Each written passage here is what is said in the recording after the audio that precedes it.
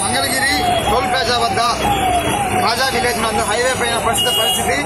Highway పైన భారీగా traffic jam అయింది మరియు ఎడతెరిపి లేని వర్షాల కారణంగా హైవే రోడ్డు పైన సుమారు 2 నుంచి 3 అడుగుల ఎత్తులో నీరు ప్రవహిస్తూ ఉంది. దయచేసి ప్రజానికం గమనించాలి.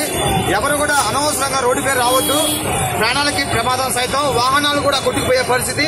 దయచేసి ఎవరు రోడ్డు మీదకి అనవసరంగా రావద్దని తెలియజేయడమైనది.